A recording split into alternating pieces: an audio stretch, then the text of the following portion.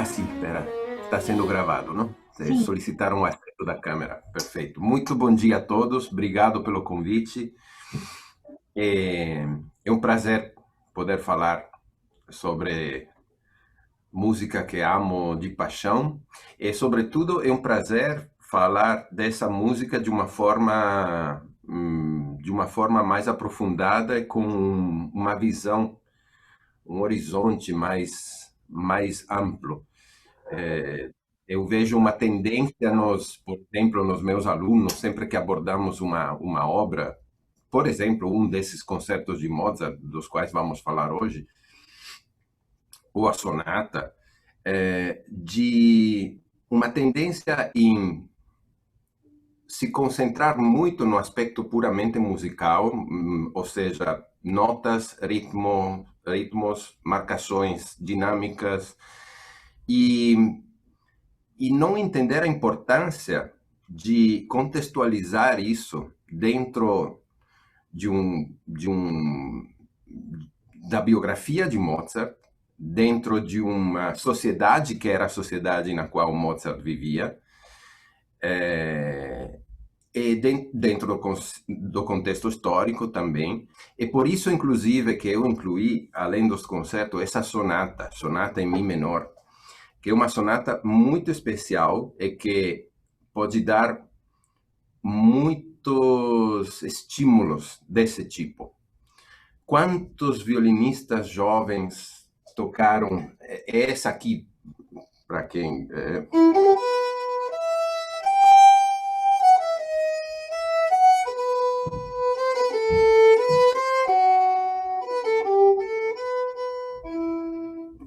Esse é o tema da sonata em Mi menor. É uma sonata considerada dentro do academismo mundial fácil. Fácil porque não tem dificuldades técnicas, não tem trechos muito rápidos. Então acaba se fazendo muito entre os jovens. Os jovens tocam muito essa sonata, só que poucos sabem tudo o que está por trás dessa sonata e tudo o que essa sonata pode despertar se você conhece certas coisas, não? Mas vamos partir. Por que essa sonata é tão especial? Bom, primeiramente uma sonata em tom menor. Isso é já uma exceção na vida de Mozart e na produção mozartiana. Aqui eu fiz uma rápida pesquisa, só para vocês terem uma ideia mais uma vez, do contexto. De 41 sinfonias que Mozart escreveu, só duas são em tom menor. De 18 sonatas para piano, só duas são em tom menor. Dos 27 concertos para piano, dois são em tom menor. Dos 23 quartetos, também dois são em tom menor. Das 36 sonatas para piano e violino, só essa é em tom menor. Uma de 36. Além disso, como se não fosse suficiente, isso já seria suficiente para dar uma noção da diferença de quantidade de composições em tom maior e das muito poucas composições em tom menor. O que e também, se vocês vão ver as composições que Mozart escreveu em tom menor, sempre correspondem a um momento especial da vida dele, a algum acontecimento, são sempre muito especiais as obras. Não que as outras obras não sejam especiais, mas o fato de escrever uma obra em tom menor é especialmente significativo em Mozart. Como se não fosse suficiente essa lista de composições e a diferença de quantidade entre composições em maior e composições em menor, tom menor, tem um último dado. Essa obra, essa pequena sonata em dois movimentos, é a única obra de toda a produção mozartiana, entre óperas, entre sinfonias, quartetos, peças para piano, única obra em Mi menor. Não existe na produção de Mozart uma outra obra em Mi menor. Enfim, já isso dá uma ideia de que essa obra é muito especial. Por que é muito especial? E por que Mozart decidiu escrever uma sonata em tom menor naquele momento? Estamos falando de 1778. Bom, Mozart fazia muitas viagens, não? Muitas viagens. Essas viagens, a gente não, às vezes não para pensar, mas as viagens da época de Mozart podiam durar 2 anos, até mais. Essa viagem especial começou em setembro de 1777 e Mozart voltou para Salzburgo somente em janeiro de 79. Então, 1 ano e meio ficou longe de casa. E essas viagens, basicamente, antes, quando Mozart era criança, eram feitas com o pai, mas o pai, que era ao serviço do Colloredo, em Salzburgo, não conseguia obter sempre os permissos para viajar com o filho e se afastar por muito tempo dos trabalhos dele na corte do Colloredo. Então, muitas vezes, nesse caso, por exemplo, Mozart foi acompanhado pela mãe. Essa foi uma viagem que atravessou várias cidades e chegou a Paris. Em Paris. E os motivos dessas viagens eram muito simples. Mozart queria buscar um emprego melhor que Salzburgo. Salzburgo era uma corte pequena e Mozart não se sentia apreciado suficientemente. Também não era dada a ele uma certa liberdade que ele precisava para viajar, para fazer as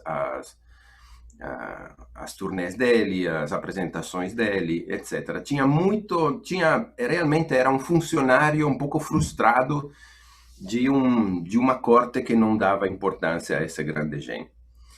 E então essas viagens tinham esse propósito de buscar um trabalho melhor, que nunca veio, na verdade.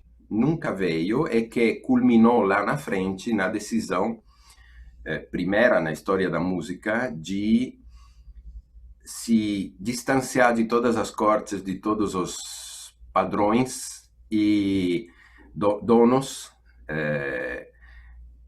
e tentar ser o primeiro músico independente da história. E aí Mozart vai para Viena e tenta uma vida independente de qualquer corte, de qualquer arcebispo, de qualquer... E bom, estamos nessa viagem de 1777, durante a qual acontece algo trágico, que vai se tornar mais trágico ainda pela troca de cartas com o pai, que ficou em Salzburgo. Em 3 de julho de 1778, a mãe do Mozart morre. Mozart está sozinho em Paris e olhem, é quase comovente, eu quase me arrepio cada vez que leio essas cartas, porque o que Mozart faz? Mozart escreve no mesmo dia, quando a mãe morre, escreve no mesmo dia, contemporaneamente, 2 cartas, na verdade são 3, mas uma terceira foi perdida, 2 cartas. Uma ao seu pai, em vez de dizer que a mãe morreu, ele tenta prepará-lo para um evento que anunciará em seguida. Então, eu tenho aqui traduzido um trechinho, espero decentemente. Em 3 de julho, ele escreve: meu muito querido pai, tenho uma notícia muito triste e aborrecida a lhe dar. Minha querida mãe está bem doente. Ela se fez sangrar, conforme seu hábito, e isso era mesmo necessário. Depois sentiu-se bem. Alguns dias mais tarde, porém, queixou-se de arrepios, de um calor ardente. A princípio usamos só nossos remédios caseiros ou pó antiespasmódicos. Queríamos usar também o pó negro, mas não o tínhamos conosco e não pudemos encontrá-lo aqui. Como a situação se tornava cada vez mais grave, pois minha mãe só conseguia falar com dificuldade e perdeu a audição, o Barão Grimm nos mandou seu médico. Ela está muito fraca, continua com febre e delira, etc, etc. Me entrego inteiramente à vontade de Deus e espero que papai e minha querida irmã façam o mesmo. E a carta continua com outras informações. Essa foi a carta ao seu pai. Na mesma noite que a mãe morreu, ele escreve também uma carta ao abade Bullinger, em Salzburgo. Chore comigo. Esse foi o dia mais triste da minha vida. Escrevo estas linhas às 2 horas da manhã. Preciso dizer-lhe que minha mãe querida, não existe mais.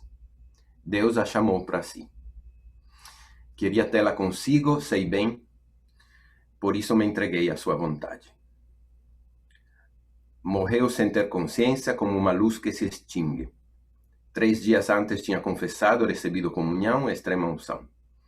Mas nos 3 últimos dias delirou continuamente e hoje, às 5 horas e 21 minutos, entrou em agonia, perdendo logo o conhecimento.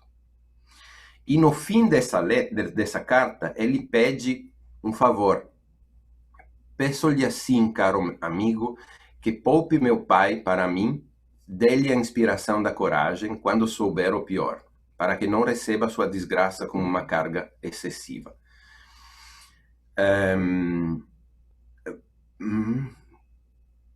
Vá vê-los imediatamente, por favor. Não os informe ainda da morte da mamãe, mas prepare-os para essa notícia. E só uma semana mais tarde, 6 dias mais tarde, em 9 de julho, ele escreve pro pai a verdade.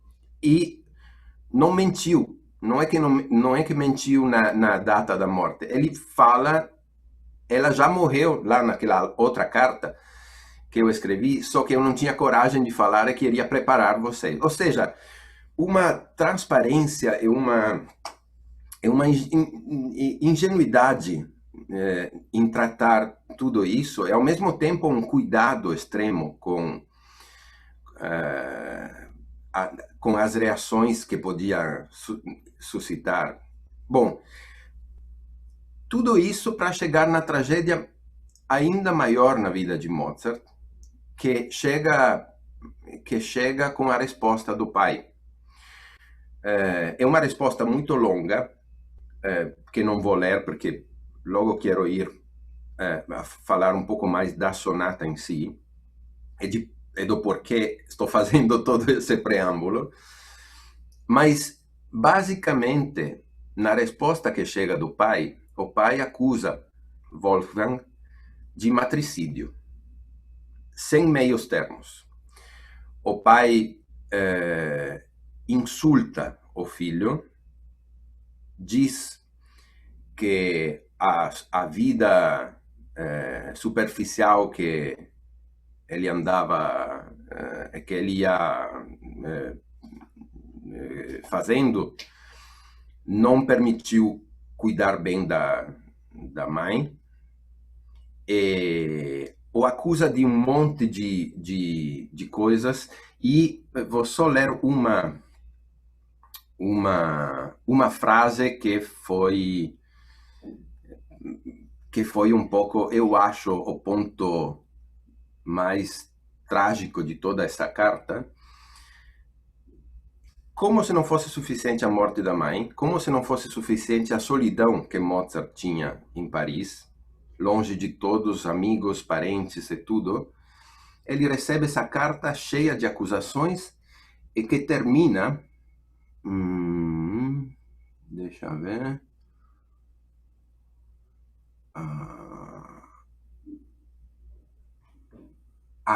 aqui.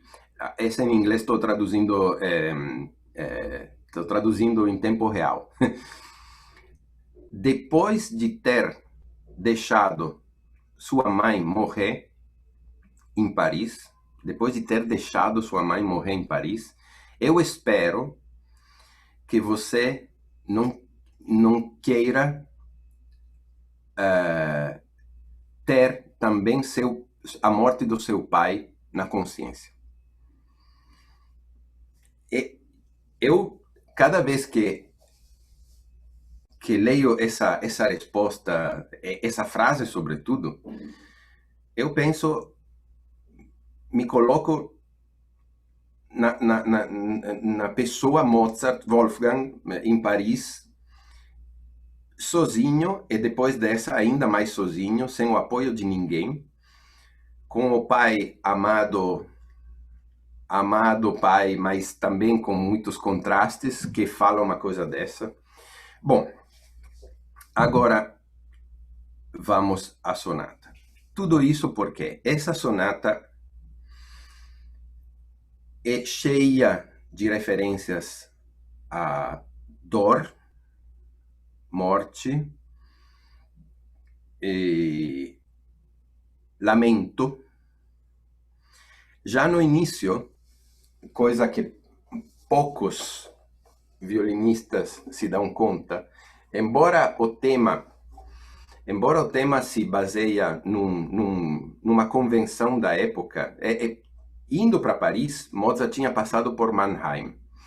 E em Mannheim era de moda uma ferramenta na escrita musical que era chamado de Mannheimer Rakete, o foguete de Mannheim, que é um arpejo ascendente que podemos encontrar em muitas composições desse período. Por exemplo, o último movimento da sinfonia, terceiro movimento de um concerto para piano, e aqui também começa com... Então começa com essa moda de usar esse arpejo ascendente, só que logo depois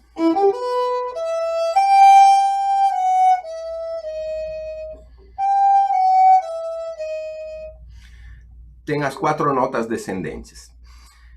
As 4 notas descendentes, essa lira, lira, historicamente desde a Renascença e até muito depois, representam algo, representam dor, representam sofrimento, representam lamentação, um lamento. Eu só quero mostrar para vocês o exemplo mais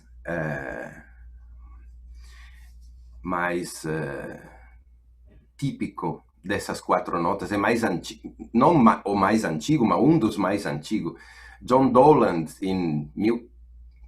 final de 1500, escreveu uma linda, maravilhosa canção, Flow My Tears, que começa assim.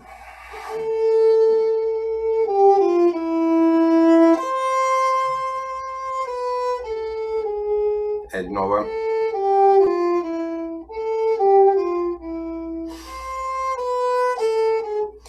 Sempre fala de lágrimas, não? Sempre com essas 4 notas descendentes. Mas não pensem que esse era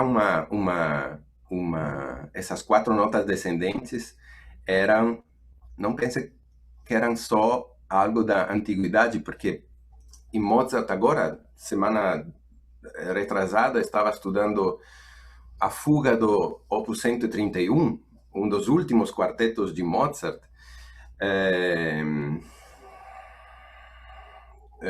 Vou ver aqui para tocar exatamente o que está escrito, porque usa exatamente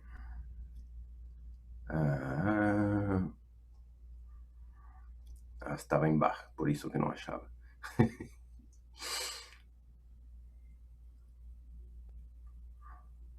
Ok, não vou perder tempo. É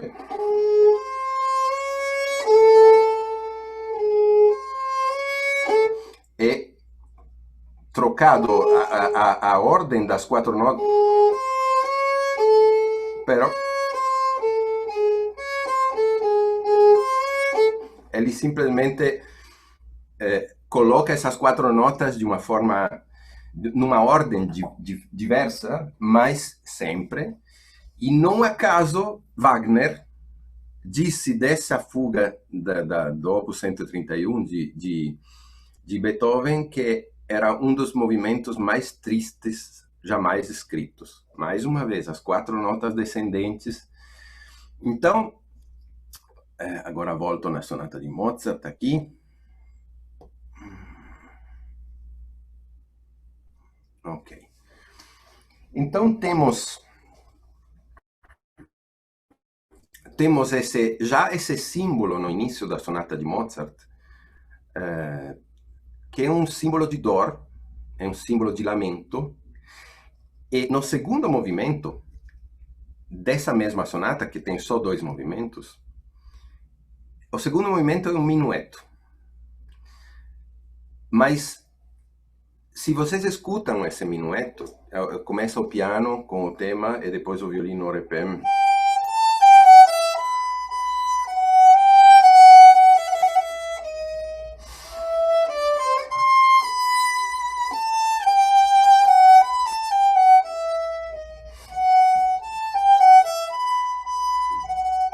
Etc. É um minueto que soa muito triste, é muito diferente de muitos, da maioria dos outros minuetos. Não tem não tem a leveza própria do minueto, não tem, tem a elegância sim, mas tem uma tristeza no fundo. E, mais uma vez, olhando um pouco mais em profundidade, não ficando só nas sensações imediatas, aí descobrimos que na mão esquerda do piano, enquanto o tema está acontecendo lá em cima, olhem a mão esquerda do piano que está fazendo.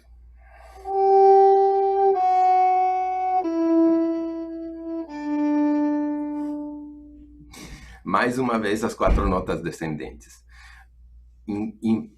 Junto com o minueto, que deveria sugerir outro tipo de afeto, coloca essas quatro notas descendentes que dão um tom completamente diferente a essa música. Então, bom, essa sonata é absolutamente cheia de referências biográficas e eu acho pessoalmente, é por isso que eu sempre falo para os meus alunos, busquem, leiam, porque atrás das músicas, atrás das notas, tem muito mais para descobrir. E quando vocês voltam para as notas, essas notas adquirem todo um outro sentido. E antes de abrir para algumas perguntas, depois vou passar aos concertos, mas antes de passar aos concertos, eu quero abrir o espaço para algumas perguntas. Mas antes de fazer isso, queria também falar, até agora falamos de símbolo, simbolismo relação com biografia, com acontecimentos na vida do compositor, não? Mas eu quero também agora mencionar um outro aspecto que também pode ser encontrado nessa sonata. Uma das críticas mais frequentes que Mozart recebia na época era o fato que ele utilizaria notas demais. Tem sempre notas demais. Esse era o... Inclusive o próprio pai, Leopold, muitas vezes o criticava por não ser absolutamente fiel aos padrões da época, aquilo que as pessoas gostavam, e complicar um pouco demais a escrita. Agora, é curioso, porque quando escutamos essa sonata, temos a ideia, nós hoje, temos a ideia completamente contrária. É extremamente essencial.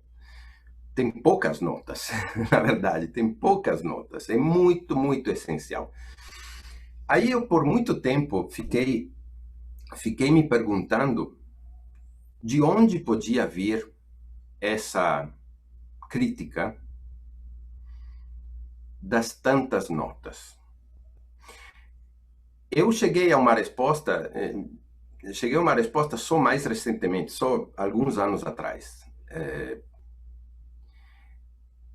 Pensando na diferença entre complicação e complexidade. Quando se diz morreu por complicações, não? Nunca se fala morreu por complexidades. Morreu para complicações. Por que isso? Porque a complicação é negativa. A complexidade é positiva. A complexidade não tem o perigo e a redundância e o excesso da complicação. Onde está essa complexidade? Que em outros compositores, aqueles que o pai do Mozart admirava e que indicava para Mozart como exemplos, que hoje são quase desconhecidos, muitos, onde está a grande diferença? Esse tema que eu toquei antes,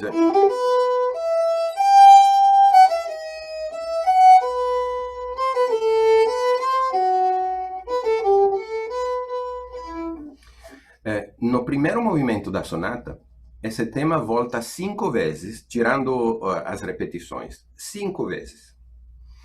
Não tem uma vez que não seja diferente. O acompanhamento do piano, o caráter. Aí eu vou falar rapidamente para vocês dessas diferenças. No início, piano, violino, mão direita do piano, mão esquerda do piano tocam ao uníssono. Absolutamente a mesma melodia.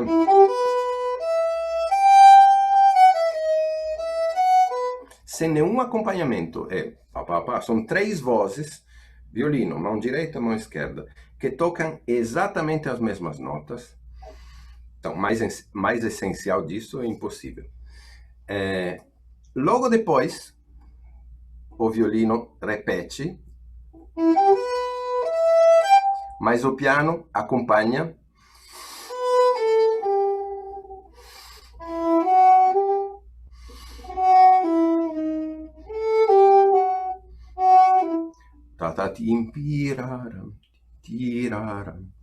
Tem esse desenho de 3 notas ligadas, quase um suspiro.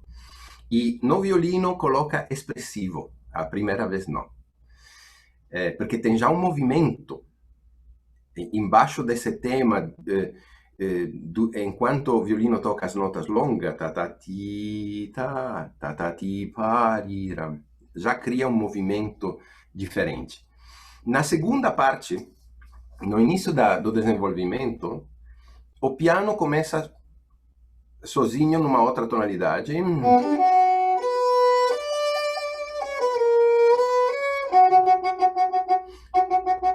E aqui acontece algo ainda mais inusual, porque estamos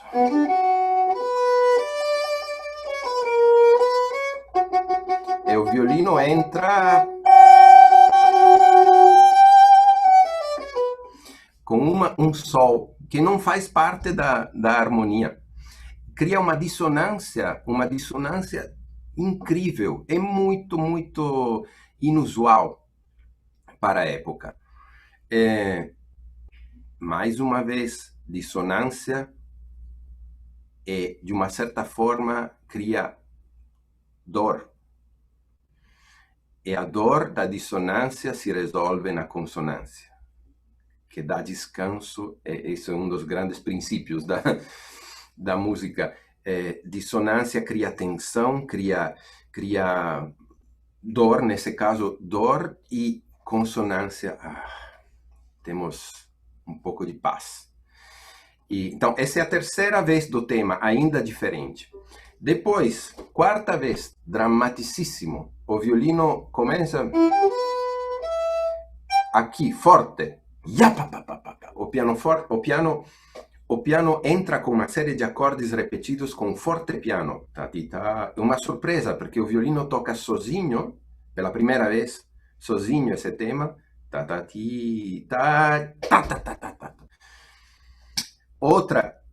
Outra versão ainda. E por que falei da dissonância das consonâncias? Porque a última vez, a quinta vez, e já estamos na coda do primeiro movimento, e em absoluto a vez mais conciliadora, a vez mais pacificadora do tema. Lá no final, porque enquanto é a mais convencional também, que poderia ter começado assim, porque enquanto sempre o mesmo tema, o violino,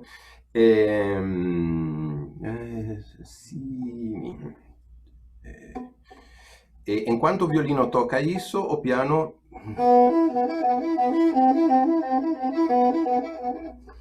o acompanhamento tradicional, que seria o mais óbvio no início da sonata. E ele cria toda uma história, um percurso, começando com esse uníssono, que não... Opa! O telefone está tocando aqui. Deixa. Pronto. E hotel. Desculpa. Me dá um minuto.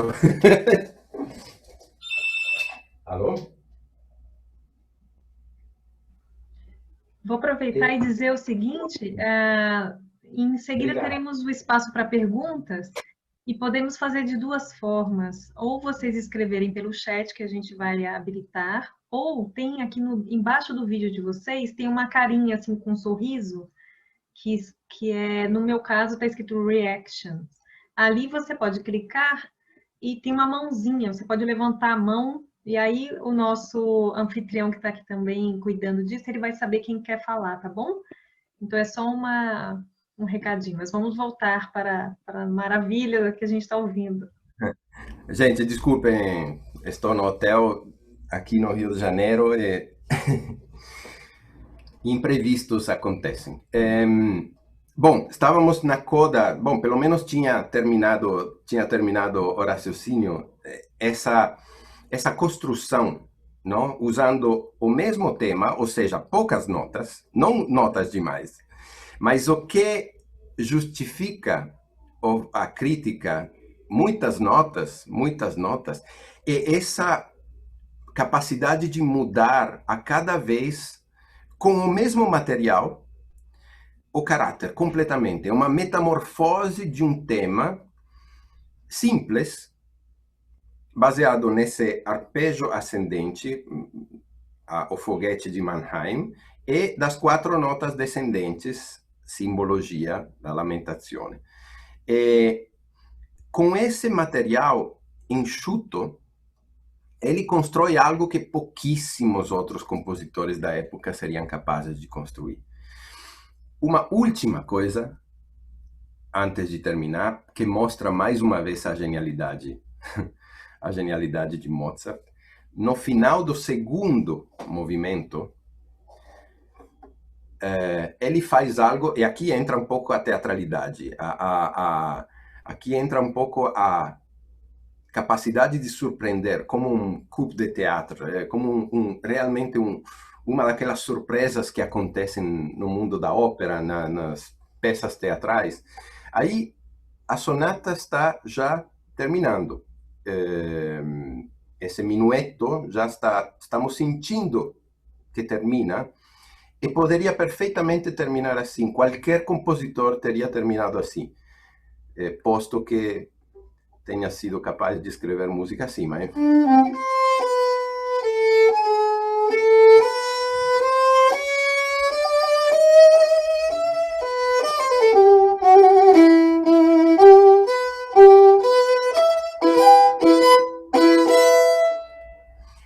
qualquer compositor teria terminado assim.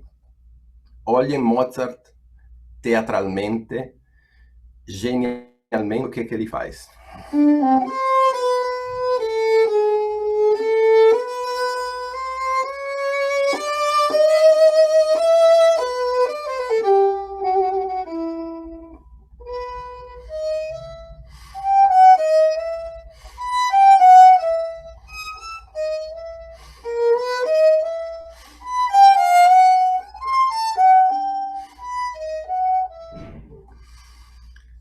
Ele, em vez de ir diretamente para aquele arpejo final conclusivo, que seria a coisa mais tradicional e usada, ele para tudo e encaixa logo antes do finalzinho uma ideia completamente nova, que não tem referência com nada do que existia antes nesse minueto. É realmente uma surpresa total e que mais uma vez mostra a capacidade não só do Mozart de compositor, mas de grande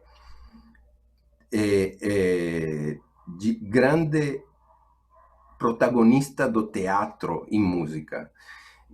Realmente é como uma ação que acontece durante a cena, que de repente tudo muda e tem uma oásis de paz antes da conclusão da ação.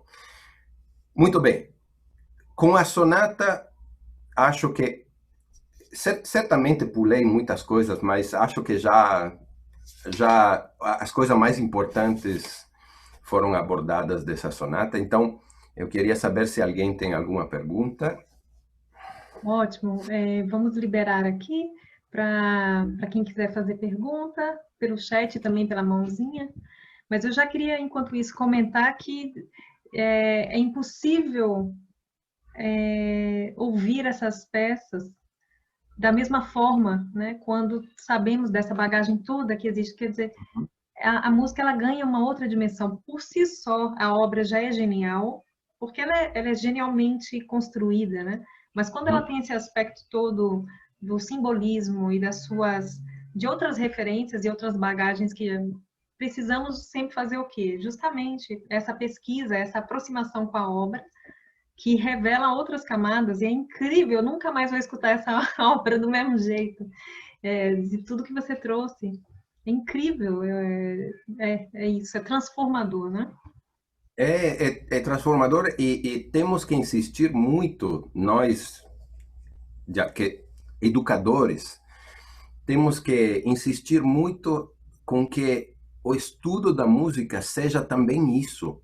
Uhum, porque o que está por trás das notas é muito mais importante das notas, senão viramos realmente máquinas que tocam notas cada vez mais perfeitas, mas sem saber isso, estava lendo essas 4 notas descendentes famosas, não?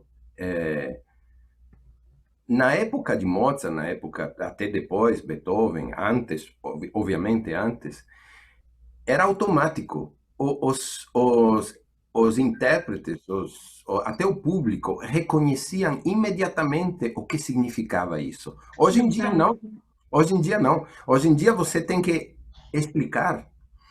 Por quê? Porque se perdeu uma camada profunda que está por debaixo, por trás das notas, e eu acho que falta também um pouco de interesse.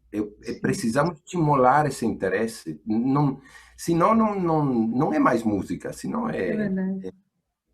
Sim, e é muito importante que temos bastante estudantes aqui, né? E a ideia é essa também, que através de mestres como o Baldini, né, eles sempre tragam essa importância de ver a música, qualquer obra de arte, na verdade, né, com a profundidade que ela tem, na verdade, né? E isso para nós músicos, desde o início do nosso estudo e mesmo após na nossa maturidade musical, ela faz parte, esse caminho da pesquisa, ele é infinito, né? Então, os estudantes que estão aqui presentes, estamos muito felizes que vocês estejam aqui ouvindo essa confirmação de que como é importante nos entregarmos a arte que fazemos de uma forma muito mais profunda e com muito mais envolvimento, né? Temos aqui também algumas perguntas, deixa eu dar uma olhadinha aqui. Também a Lúcia Souza Castro, que gostaria de falar, o Luiz Dutra também mandou aqui, e tem uma pergunta também da Giovana. Então, vou começar pela Lúcia, que foi a primeira que me comunicou, e depois passamos para os outros, tá? Só um minuto, Lúcia, eu vou te desmutar.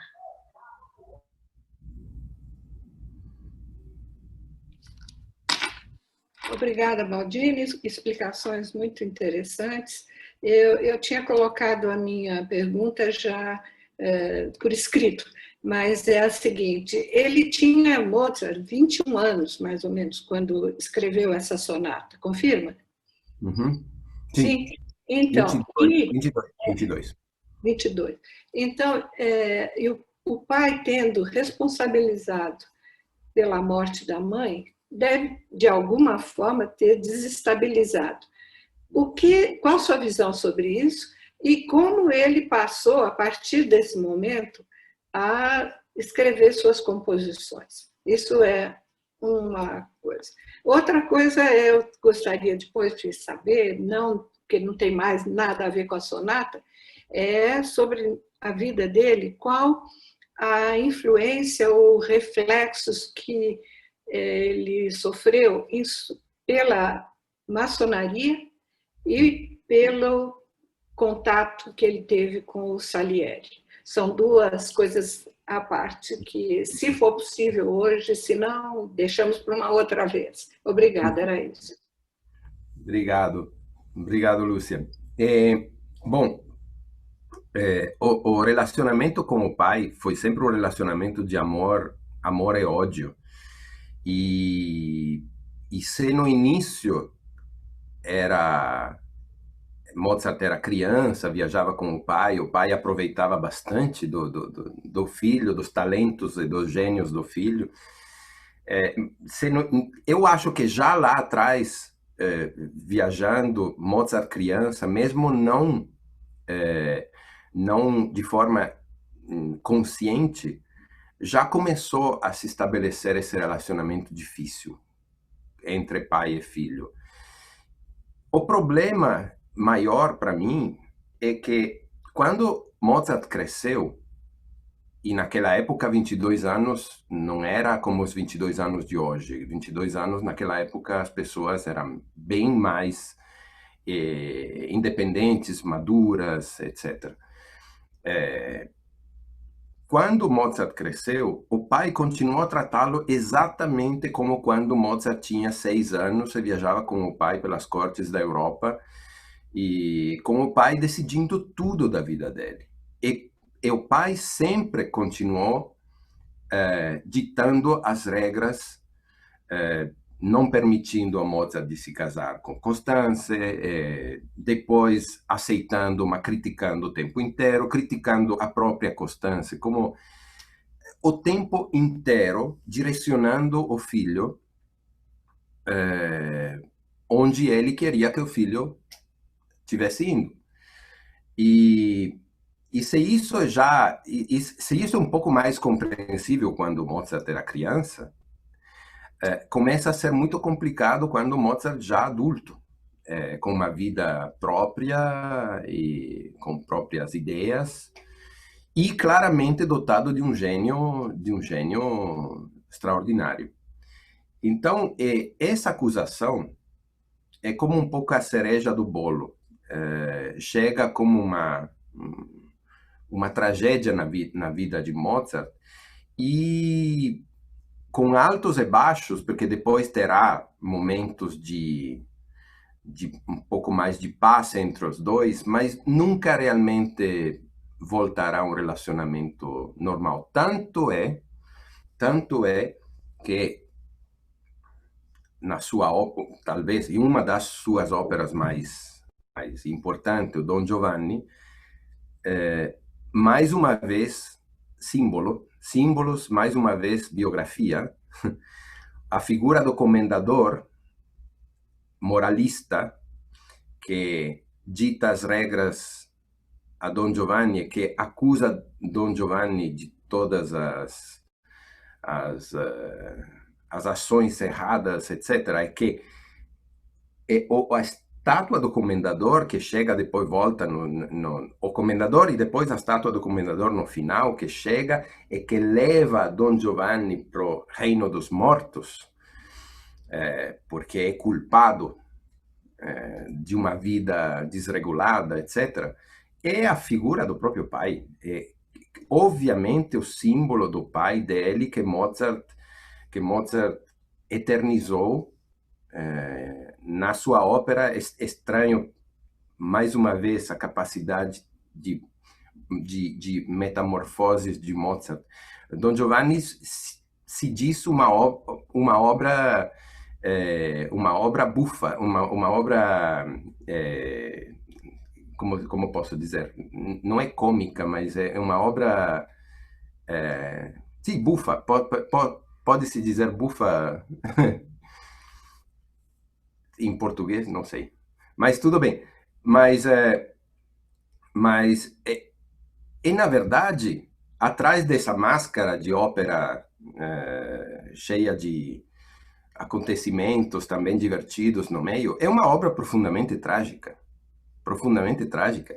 E isso é um dos grandes fascínios de Mozart, que ele é capaz de colocar uma máscara com um sorriso e chorar atrás dessa máscara com um sorriso. E é capaz de colocar uma máscara com a lágrima, tipo Pierrot, e se divertir atrás dessas máscaras. É uma série de camadas. A música de Mozart nunca tem só uma camada. É por isso que é tão importante aprofundar e ver o que está por trás do que é a máscara. O que é a máscara? A máscara é a partitura. A partitura, que é um retrato ainda superficial, e que precisa analisar para descobrir seu caráter e seus afetos reais. É isso. Rapidamente, sobre Salieri. Salieri era um compositor muito importante na época, muito, muito importante, reconhecido, era um bom político também, como se diria hoje. E certamente tinha muita... Mozart não era um falso modesto. Mozart sabia do valor dele. Era muito crítico em relação a outros compositores que não tivessem a genialidade que ele esperava. Assim como era um fanático de Haydn, por exemplo, ele criticava os compositores menos geniais, e o fato de Salieri ter conseguido empregos tão importantes, tão relevantes, e ser tão importante no cenário da Viena da época, certamente fez com que Mozart não visse muito de bom olho. Por outro lado, tinha uma certa admiração pelo artesão Salieri. Não o considerava um gênio, mas tinha uma certa admiração pelo artesão. E a outra era o quê? A outra, esqueci, tinha uma coisa mais. Era em relação à da Dulce, acho que já... Bom, Mas bom. eu gostaria de falar o seguinte: nós temos meia hora, um pouco mais de meia hora, né, para encerrar essa 1h30. Então, o que eu ia sugerir? Temos aqui alguns comentários, vou ler rapidamente. A Giovana agradece a oportunidade de ouvi-lo.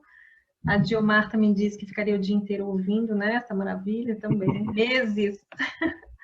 E a Suzete também faz um comentário sobre a máscara, que poderia talvez ser a satírica, né? Isso. E a doutora Emma falou que o significado de bufa poderia ser fanfarrona, basofia em português, né?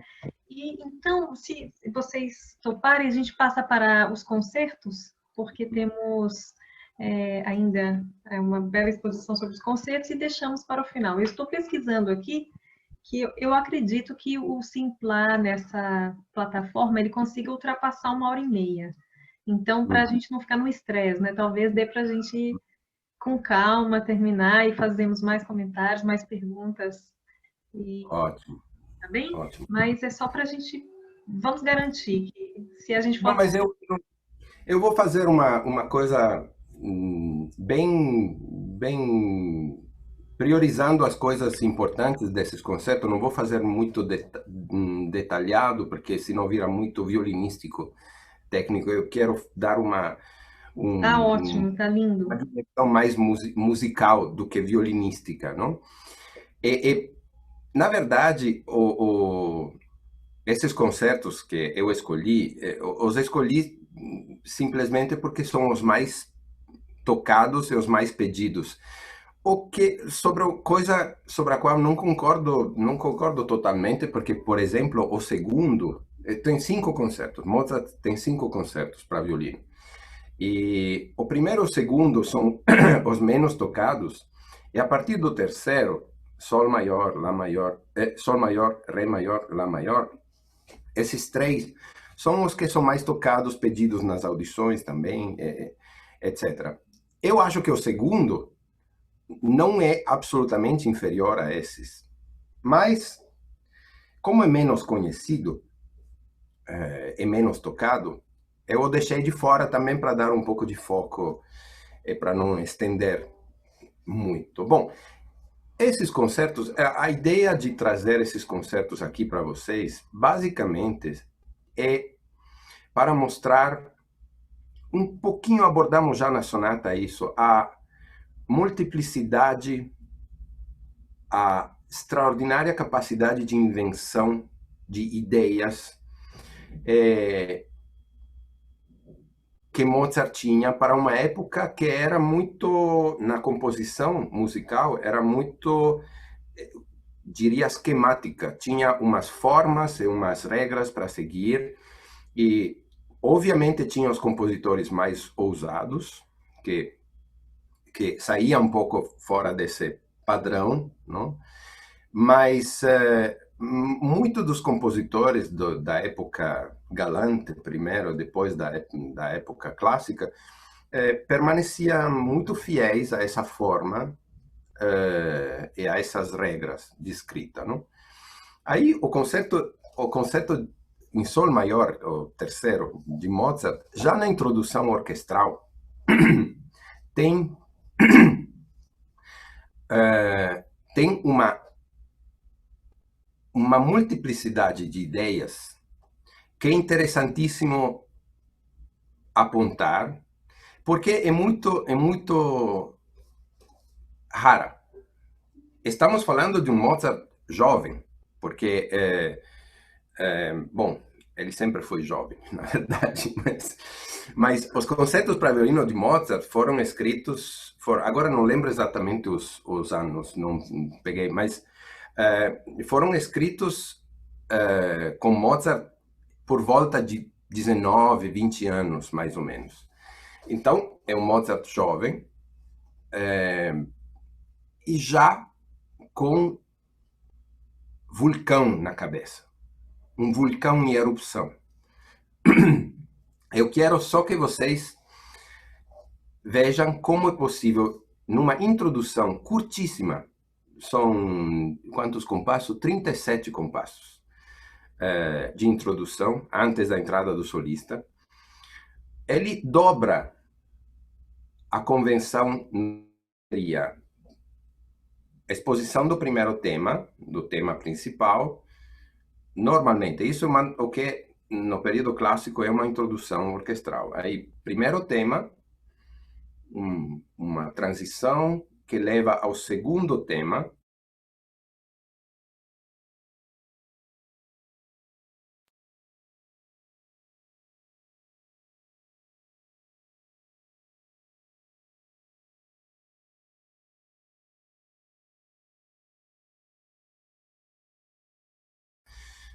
elegante ao mesmo tempo. Jam, pam, taratira, tira, tam, pam. Pode lembrar também uma dança com esse acorde inicial, com essa arcicetesis. E logo depois, jam,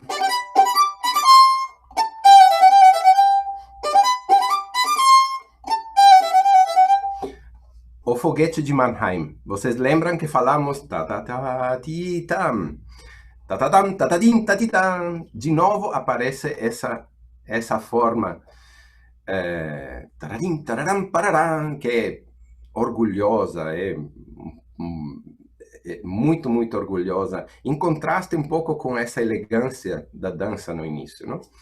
Depois, logo depois, enquanto os violinos fazem um acompanhamento, então,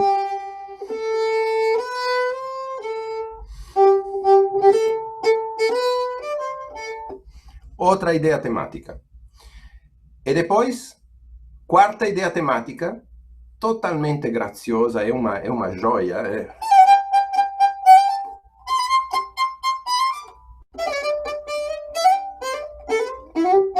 Eu toquei a segunda vez, mas tudo bem. Então, são 4 ideias temáticas numa introdução que dura talvez 40 segundos. 40 segundos, 50 segundos, menos de 1 minuto antes da entrada do solista. Isso já mostra a incrível capacidade e vontade de criar, de inventar, de escrever novas ideias e tudo mais. A propósito disso, não vou falar de arcadas porque não é não é uma palestra sobre violino, mas uma coisa só rapidinha. Mozart era violinista. Tocava muito bem o violino.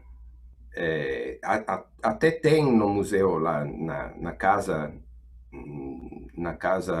de Viena, onde ele morou, não na casa onde ele nasceu, na casa de Viena, onde ele morou, tem o violino que pertenceu a ele, que é um Jakob Steiner, um violino de 1700 e pouco. Ele era um excelente violinista, tocava o violino tão bem quanto o piano. Então, todas as articulações que ele escreve, articulações são as ligaduras, não? As articulações que seria a dicção das sílabas. Tem consonantes, tem vocais, tem sílabas. A música é também tudo isso. E todas as articulações que ele escreve pensando na execução mesmo, na execução com o violino. Por isso, eu sou totalmente contra aquele hábito muito difuso de mudar muito as articulações em Mozart. Ele sabia o que estava fazendo, sabia o que estava escrevendo. Só mostro para vocês uma coisa que para mim faz diferença. No início do solista,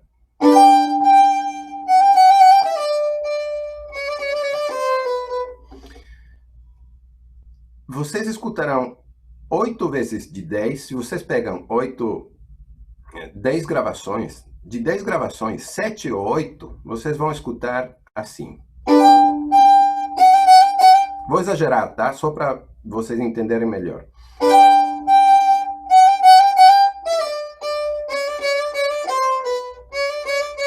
Tara, tara, tara. E isso é uma convenção que se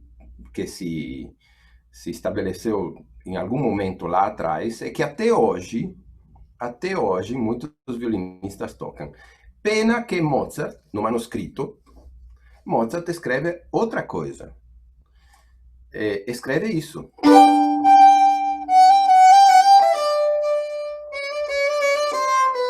Tara, tararara. 2 notas ligadas, tara, tararara, e 4 notas ligadas, que dá totalmente um outro sabor. totalmente uma outra... É como se vocês escutam falar... é como um brasileiro nascido no Brasil que fala português e depois vocês escutam meu português. Que tem um sotaque levemente italiano. O que quero dizer é que mudar uma articulação que Mozart escreveu é como falar com um sotaque que não é o idioma que ele queria, que não é o sotaque que ele queria. É mudar as sílabas, é mudar a acentuação. É como quando chamam meu amado Vivaldi de Vivaldi, aqui no Brasil. É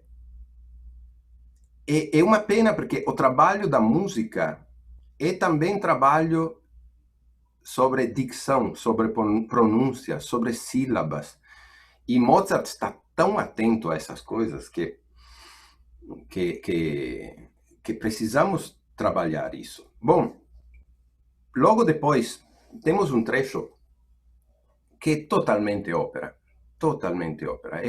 Eu tive a sorte de entrar de cabeça no mundo mozartiano, porque na minha primeira temporada como Spalla, lá na Itália, na Orquestra de Bologna, que foi minha primeira orquestra onde toquei como Spalla, em uma temporada eu tive já de cara a possibilidade de tocar as 3 óperas de Mozart italianas, Don Giovanni, Nozze di Figaro, Così fan tutte, na mesma temporada. E isso foi uma explosão na minha cabeça, uma explosão em todo o meu ser, porque não se entende, é impossível entender Mozart completamente se não se passa pelo seu mundo da ópera, que era a máxima aspiração, era a máxima... assim como Schubert com as canções, o canto de câmara, assim como Chopin para o piano, Mozart, embora tenha escrito obras geniais e eternas para qualquer instrumento, até para os menos conhecidos, e até em combinações muito peculiares, mas o mundo do Mozart é o mundo da ópera, mesmo quando escreve para os instrumentos.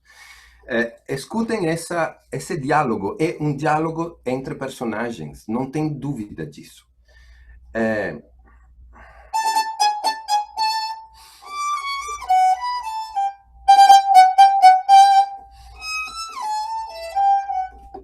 Aqui temos, e vocês escutam muitas vezes isso, tocado.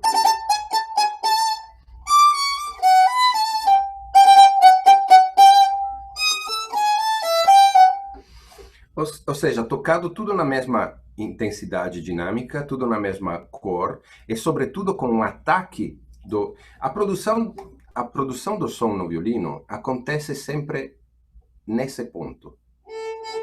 A produção do som no violino é a junção de 2 instrumentos, violino e arco. E o lugar, o ponto onde o arco beija as cordas do violino,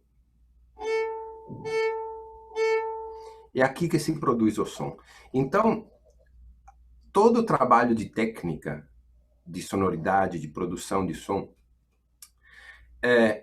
deve ter como objetivo ser capaz de variar o mais possível esse ponto de contato, esse ataque, para significar cada vez uma coisa diferente. Não é suficiente dizer que existem consonantes e vocais, mas cada consonante tem seu próprio som. A T não é igual a R não é igual a S. São consonantes. Existe uma diferença clara entre consonantes e vocais, mas entre as consonantes e entre as vocais também tem uma diferença. E aí estamos aprofundando um pouco o discurso. Aí, por que falo disso? Porque claramente aqui temos uma afirmação.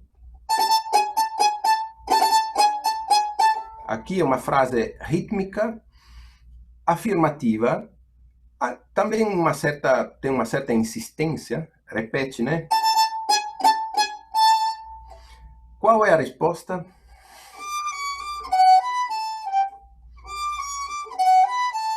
Legato, totalmente horizontal. Então temos a primeira frase, tatatam, pam, pam, pam, pam, ira, ira, ira. Então, se vocês não são capazes de trabalhar para encontrar um ataque já da primeira nota, da segunda e da quarta frase, que seja diferente, vocês não conseguirão diferenciar essas frases. E não conseguindo diferenciar essas frases, o diálogo não existe. Aqui é um diálogo. Imagine um personagem que insiste num determinado pedido, taradam, pam, pam, pam, pam. A resposta, tirara, tiratara. Não, quero assim, taradam, pam, pam, pam, pam. Insiste. Larira, rira, rira. É absolutamente um diálogo de dois personagens de uma ópera. E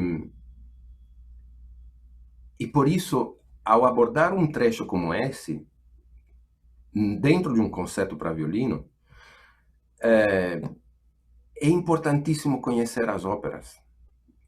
Não vejo outra maneira de se apropriar dessa linguagem feita de muita imaginação e de diálogos entre vários caracteres, vários personagens. Bom, já se fazemos uns 5 passos para trás, e vamos ver os 3 concertos para violino, esses que escolhi, Sol maior, Ré maior, Lá maior, já vocês veem o teatro nos inícios. Esses 3 inícios são os 3 extremamente teatrais. O Sol maior, esse que do qual estamos falando agora, tem esse início festoso, elegante, com esse acorde, não? O Ré maior é uma espécie de chamada orgulhosa,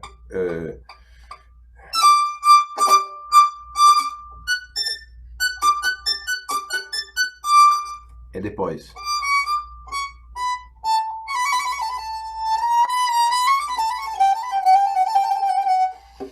Então, outro caráter, completamente, parece o tenor que entra na cena, assim, com esse ar de tenor, não? Eu sou o protagonista. E o Lá maior, que é o quinto concerto, é talvez o início mais teatral de todos, é mais inusual. Mais uma vez, um coup de teatro, uma genialidade absurda de Mozart, totalmente imprevista, surpresa total, porque o que faz no quinto concerto? Agora vou abrir o quinto concerto.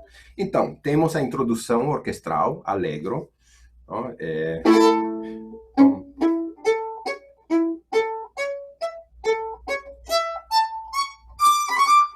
A orquestra toca a introdução, allegro. Como falei antes, qual é a convenção? A convenção e a tradição é que a orquestra introduz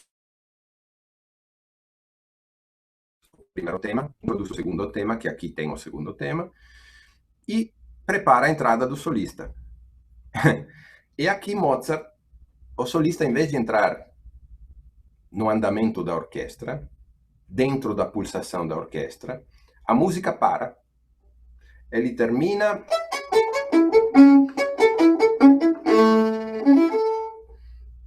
Aqui o solista deveria entrar, mas ele para com a música e coloca um adagio.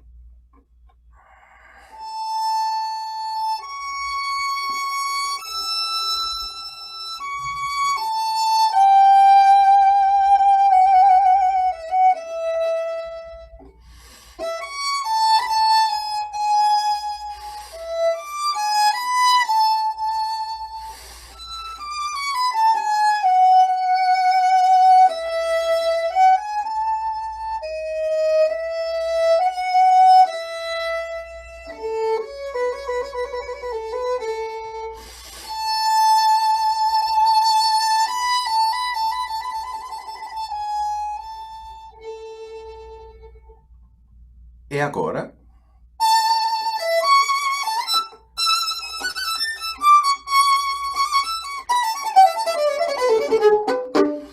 Agora o violino entra no allegro, como deveria ter entrado lá no final da introdução da orquestra.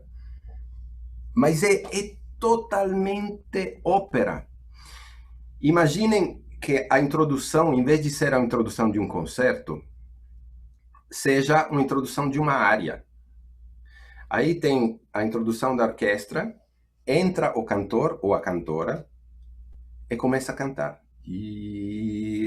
Tem muitos exemplos nas óperas de Mozart de situações assim. E então é puro teatro. Mais uma vez, é puro teatro. Aliás, tem uma coisa muito interessante de se dizer sobre Mozart sobre Mozart e o violino. Isso já nasce lá atrás com o pai dele, com Leopold, quando ele era criança, não? Lendo a correspondência entre Mozart pai e filho,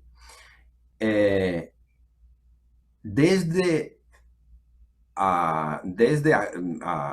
os primeiros anos em que viajavam juntos, em que se escreviam quando estavam longe, etc.,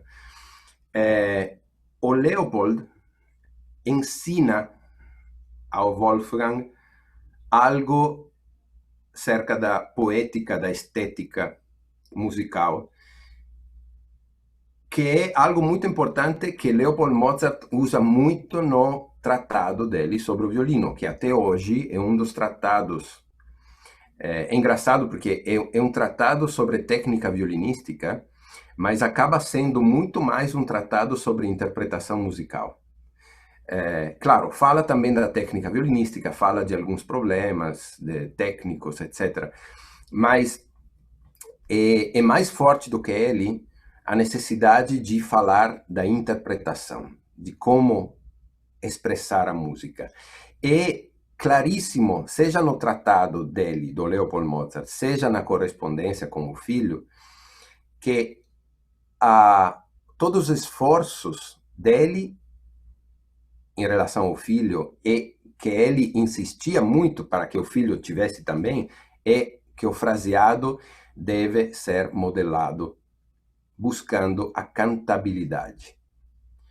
E esse termo cantabilidade, que obviamente deriva do canto, se transforma numa verdadeira categoria estética que acompanhará toda a produção mozartiana.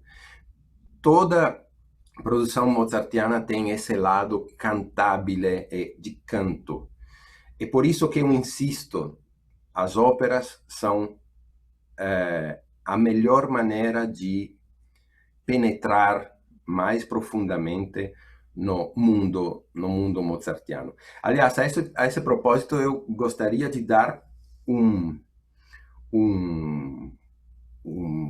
sugestão para vocês de escutar uma área de uma ópera menos conhecida de Mozart, uma ópera juvenil do Mozart, que seria Il Re Pastore. Il Re Pastore é uma ópera juvenil de Mozart, e tem uma área que chama L'Amerò sarò costante. L'Amerò sarò costante. É uma área extraordinária em que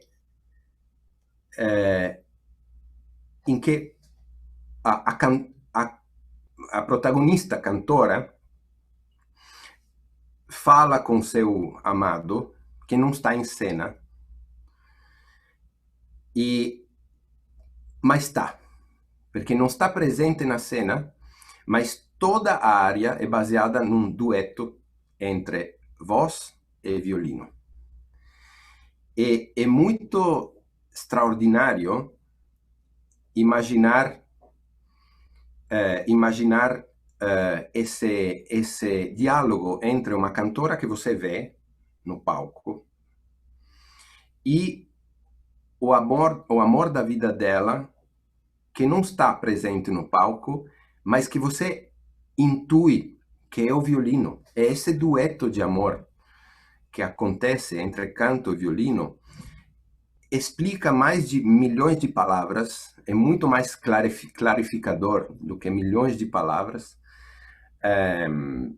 sobre essa relação da música de Mozart, especialmente do violino, que tanto amava, com o canto. Canto, canto, canto. E o tempo inteiro. Bom. Perdão, como é que chama mesmo a obra? Lázaro?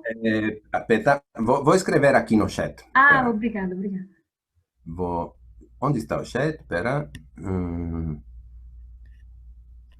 Espera. Aqui embaixo tem o chat. Estou no celular, mas eu não estou vendo.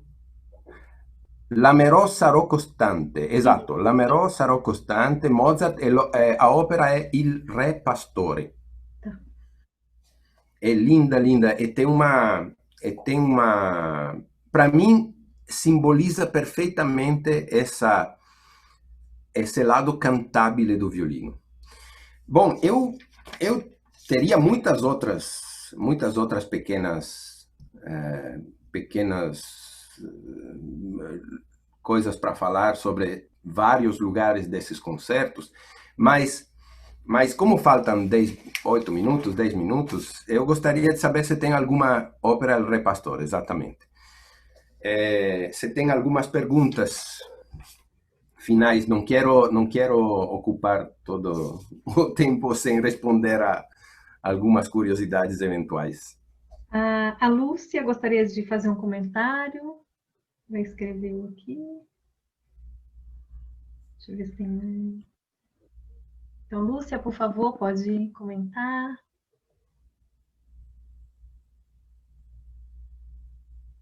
Onde está a Lúcia? Aqui, vou aqui.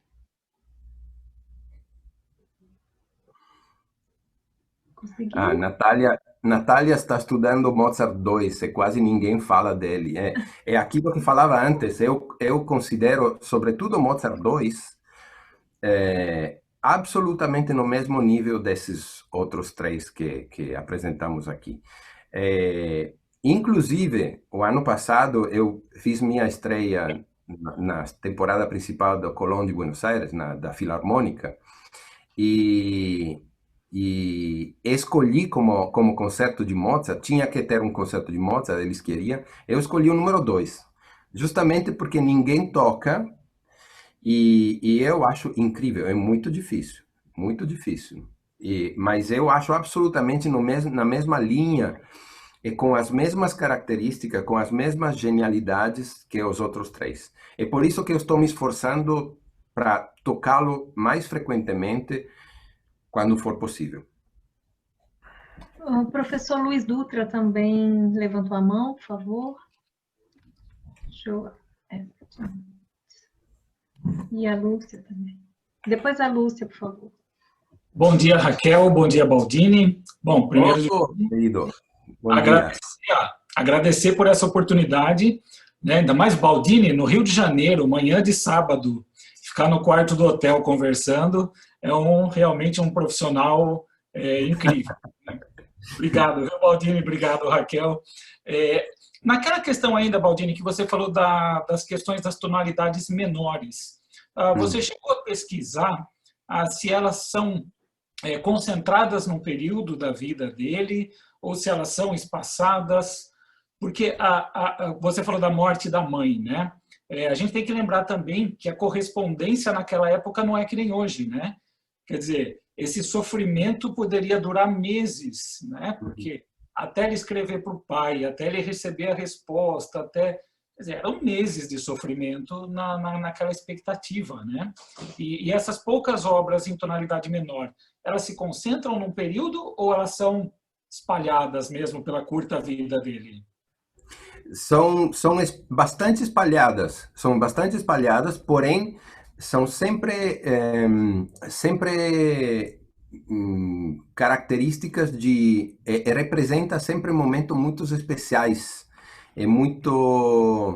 algumas dificuldades especiais, por exemplo, já mais na frente, na vida dele, mais para frente, quando morava em Viena, quando as dificuldades financeiras fizeram tomar a decisão de se mudar de um apartamento maior onde ele vivia para um apartamento muito menor.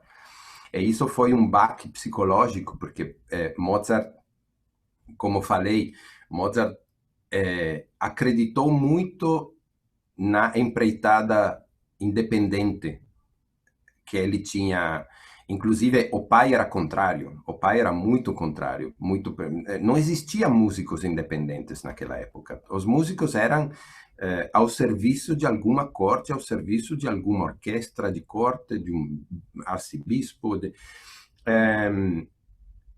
O pai ficou muito preocupado, e Mozart, nas cartas, fazia questão de comprovar para o pai de quão bem ele se dava em Viena, organizando academias, concertos seria, organizando os concertos, ganhando por esses concertos, amigos, vida em sociedade. Só que ele esqueceu que Viena, como até hoje, uma das características de Viena é o extremo conservadorismo, foi na época e continua, e a Viena cansou muito rápido dessas novidades e voltou a apreciar as coisas mais tradicionais, menos ousadas.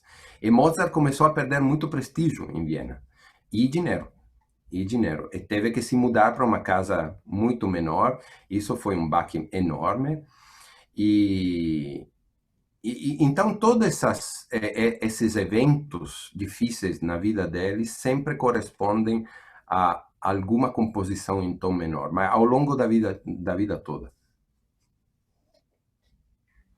Antes de darmos prosseguimento, só um esclarecimento. Como eu havia falado que 11h30, a princípio, é o encerramento. Eu espero que não caiamos, mas caso aconteça, eu já deixo aqui meu agradecimento a todos vocês presentes, né? E, claro, ao Baldini, que nos deu essa grande oportunidade de aprender ainda mais sobre essas obras. Eu estou completamente encantada e nunca mais vou ouvir essas obras da mesma forma, né?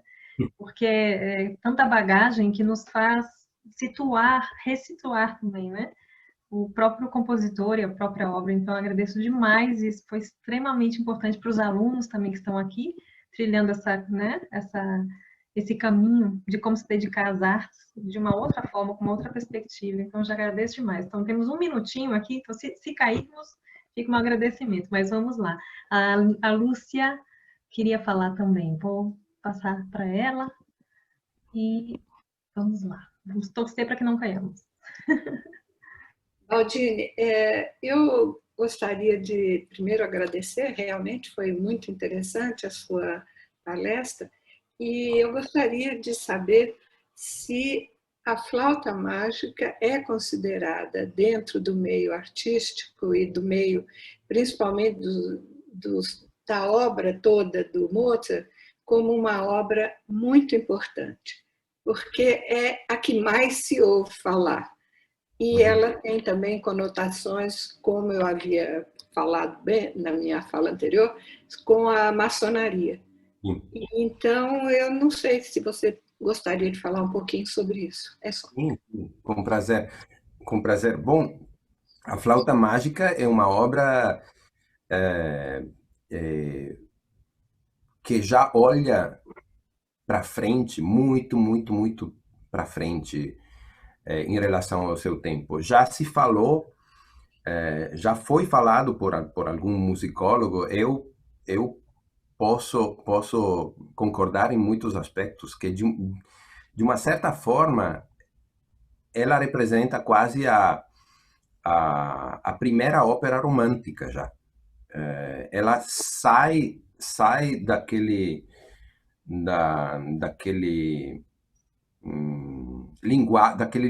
daquela linguagem mais clássica da ópera clássica para se projetar e para abrir as portas, diria, abrir as portas para novos novas possibilidades expressivas.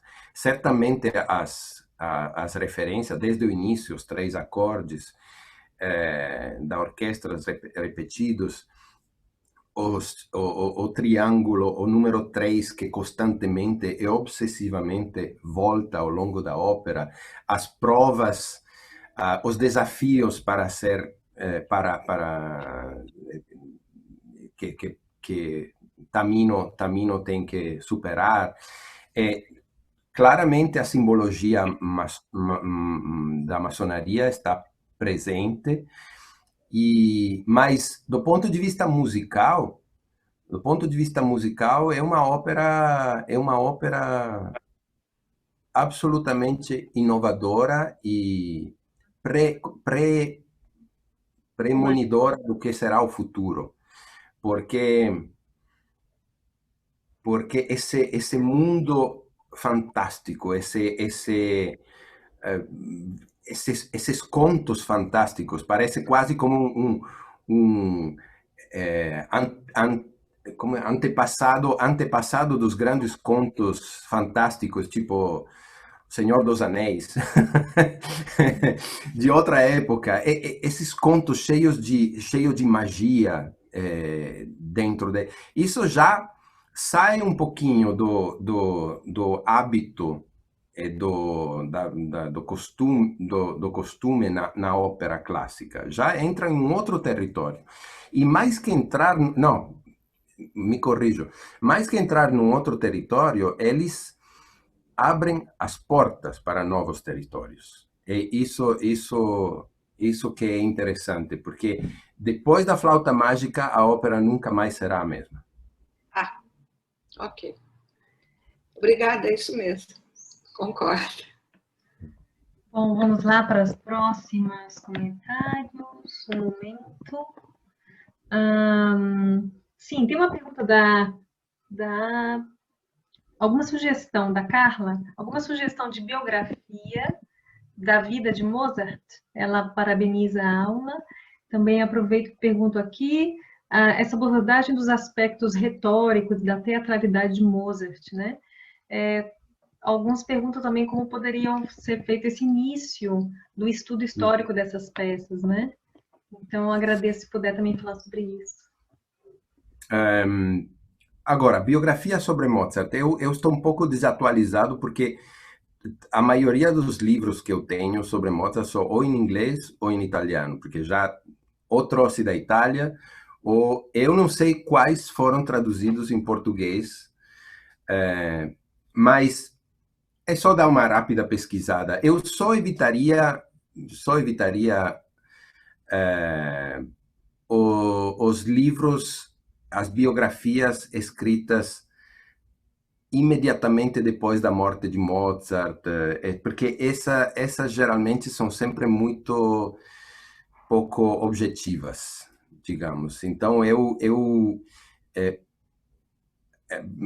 sugeriria de buscar biografias mais recentes de musicólogos, de estudiosos mais recentes, que podem dar uma visão um pouco mais objetiva sobre tudo aquilo que Mozart significou em relação ao que vinha antes e em relação ao que veio depois, que é muito, muito importante isso.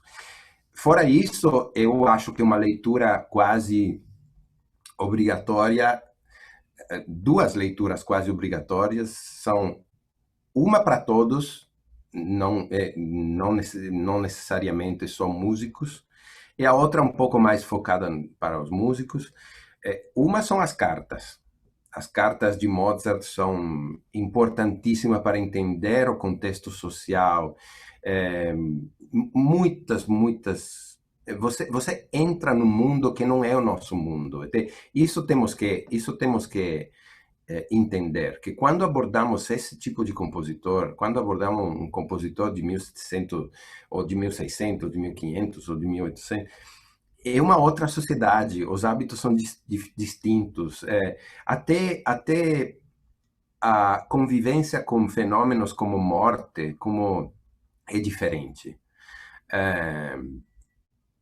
Então, é muito interessante ler as cartas para se fazer uma ideia da figura de Mozart e do contexto social. E para os músicos, o Tratado de Leopold Mozart, que é importantíssimo. Agora, uma notícia boa, que espero que logo se torne realidade, a Raquel já sabe. Tem uma professora de uma universidade, João Pessoa, a Lilian Pereira, uma querida professora de violino lá, que se deu o trabalho de fazer a tradução em português desse tratado de Leopold Mozart. Ainda não conseguiu publicá-lo, não está publicado, mas está buscando maneiras de publicar. Eu espero que logo possamos ter esse tratado de Leopold Mozart finalmente em português. E isso será um grande passo para frente, para entender muito mais sobre esse estilo, sobre essa linguagem. Maravilha. Alguém mais?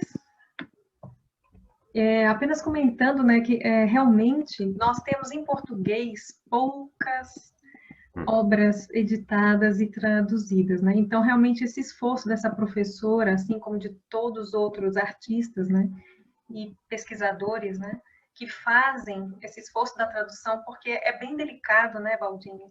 Quando a gente tem uma obra de tamanha importância, transformá-la numa linguagem acessível, mas ao mesmo tempo que seja fiel, né? Então, é um risco muito grande. E é um risco e uma coragem que esses pesquisadores abraçam, né? Então, é muito importante, por isso que também sempre me perguntam sobre as literaturas em relação à dança, né? Assim como para entender Mozart, precisamos entender ópera. E para entender compositores como, por exemplo, Lully, né? Jean-Baptiste Lully, temos que saber dança. Então, é fundamental. E, bom, e qual é o acesso a esse material, a esse conhecimento? Não temos em português, né? Temos que ir até a fonte, que foi esse caminho, por exemplo, que eu fiz. Mas, então, é um convite também a todos nós que somos amantes, né, das artes, que sempre apoiemos também essas iniciativas extremamente importantes, essas pesquisas que são muito feitas com muita dedicação e durante muitos anos, que muitas vezes envolve doutorados, pós-doutorados. No caso da professora, foi doutorado dela, né? E traz esse material para a nossa língua, a nossa acessibilidade. Então, que apoiemos, busquemos esses materiais, porque eles são, assim, extremamente importantes, né? Mas aqui vai... o Acauã, que é o nosso anfitrião, agradecemos muito também pela nossa... pelo todo o apoio que ele tem dado. O Acauã colocou aqui para vocês a tese da professora Lilian Pereira, que é sobre esse tratado do Leopold Mozart, o pai do Mozart, que condensou aí, né, nesse tratado tantas informações fundamentais para nós, amantes das artes, da música, para os alunos também que estão aqui presentes, por favor, deem uma olhada nisso, né? Porque é por aí que... uma das perguntas foi como que a gente faz, né, pesquisando. Não tem outra, né, Valdir? Não tem outra forma. A gente... Inclusive, ultimamente, como se não bastasse as poucas publicações em português, também temos o problema dos correios ser horríveis. Quando eu faço um pedido de um livro, agora os livros vão ser taxados também, então... Agora, eu me rendi, devo admitir, que me rendi aos livros, como se chama? Livros digitais? Digitais. Eu tenho um problema com isso. Eu vou mostrar. Eu tinha um problema. Exato. Eu sou do papel, minha gente. Até tem cheirinho de fungo, eu gosto. Maravilhoso. Eu sou fanático pelos livros também como objeto, mas com todas as dificuldades que temos no Brasil de encontrar livros físicos interessantes sobre música, para fazer um exemplo, eu estava interessado num livro de um pianista inglês, Stephen Hough, que veio muitas vezes como solista da USESP, etc., ele publicou um livro maravilhoso que estou lendo no iPad. E eu tentei ordená-lo, é impossível. Impossível. O prazo era tipo 3 meses. Aí eu me rendi. Muitas das publicações que são feitas lá fora, eu acabo baixando no iPad. É muito feio. É muito feio. Não tem a mágica que tem abrir um livro, sentir o cheiro e tudo mais. Mas é um sistema alternativo se vocês encontrarem muita dificuldade. Agora, também quando viajo e vou nos lugares onde sei que tem acervos muito importantes, eu gasto uma fortuna, né? O meu doutorado, por exemplo, quando eu fiz, né, justamente eu estava nessa transição entre começarem a subir nas plataformas os documentos que eu fiquei anos pesquisando ali na biblioteca, sabe, separando o fungo de informação. Então, é muito importante que esse acesso à informação tenha chegado através das plataformas, né? É claro que nada substitui, assim como esse encontro maravilhoso, né, possibilitado pela internet e pelo acesso, né, às informações via virtual, né, meio virtual, nada substitui a Não. presença, né? Mas que bom que tem, né? Que bom que nos encontramos aqui. Exato. E fica então essa vontade e a certeza de que esse nosso próximo encontro aqui em São José dos Campos, no CAEB, né, com a presença de todos vocês, será ainda mais especial, né? E se ninguém mais tem perguntas, eu vou dando aqui um encerramento para dizer que a gente agradece, então, muito, Baldini, por mais esta oportunidade. Temos certeza que vamos fazer muitos projetos. Sua presença no CAEB é já celebrada, já estamos aguardando, né? E de nos trazer essa importância em vários aspectos que ele falou aqui para nós hoje, né? De conhecermos as obras com a sua bagagem original, com todas as camadas que transformam o que a gente ouve, o que a gente vê, né?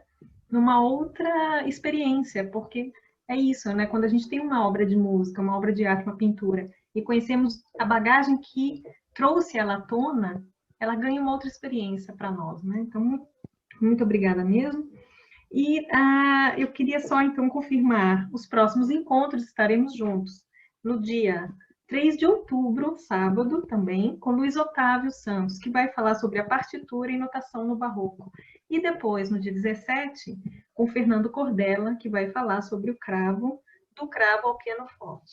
Esse encontro não seria possível sem o grande apoio dos nossos mecenas, que são Carla Gandelman, que está aqui na telinha, Derlene Carpati, Eliane Salomão, Hector Henrique, que está aqui presente também, Kelly Fernanda, Lúcia Costa, querida, Luiz Salomão, Maiara Camargo, Natália Aguirre, Neuza Mazeu, Satoshi, aqui presente, muito obrigada, Suzete também, querida, Vera Freitas. Sem esses mecenas, o encontro não teria acontecido e os nossos estudantes queridos também não teriam a oportunidade. Agradeço muito também a Cauã, que fez aqui como anfitrião, está aqui nos bastidores, vocês não sabem, mas eu estou aqui, coordenando com ele. Tudo que acontece que vocês não veem, ele está sabendo. E agradeço muito a presença também do Gutlich, o Jorge Gutlich, que é esse artista maravilhoso e ímpar, que nos presenteou com essa belíssima pintura que vocês viram, né? Na arte do Moseia, é obra do Gutlich, né? Ele pintou o cravo do CAEB. Temos um cravo no CAEB, que é um modelo italiano, século XVII, e ele fez toda a pintura baseada na paisagem da Pedra do Baú, aqui do nosso vale. Então, ele está aqui presente, se quiser dar uma palavrinha, e é uma honra que ele esteja aqui, uma alegria para nós, porque é isso, a ideia do festival era juntar, e ele também vai falar no terceiro módulo, né? Juntar esses artistas maravilhosos e que propõe essa intersecção entre várias dessas artes, né? Então é isso, agradeço demais a presença de todos vocês, espero que tudo tenha dado certo, vocês vão receber a confirmação para os próximos encontros também por e-mail, por favor, chequem como fala, o spam, né? Às vezes cai no spam. Qualquer coisa, escrevam para caeb.contato@gmail.com, que eu também vou atendê-los pessoalmente, tá bem? Então é isso. Muito obrigada, Baldini querido. Obrigado a todos, obrigado a você, Raquel, e parabéns pela ideia extraordinária. Eu que agradeço. Parabéns ao CAEB e todas as pessoas aqui que estão se somando, né? Eu vou tirar uma foto da telinha, se vocês permitirem. Então, abram as câmeras. Agora é aquele momento lindo que vai ficar para a posteridade. Abram aí que eu vou fotografar e postar. Olha aí, agora é melhor assim, né? Vendo a carinha de todo mundo. Olha aí, pessoal. Que bom, é tão melhor ver a carinha de vocês, viu? Oh, meu Deus. Vamos lá, vamos abrindo as câmeras e eu vou tirar uma fotinha. Faltam só alguns abrindo aqui embaixo e eu já abro. Ai, que maravilha. É gente de tudo quanto é lugar, que maravilha. Vamos lá. Vou tirar mais de uma, tá bem? Vai lá. 1, 2, Oi, mais um pouquinho, porque tem mais pessoas do outro lado aqui. Full screen. Mais uma vez.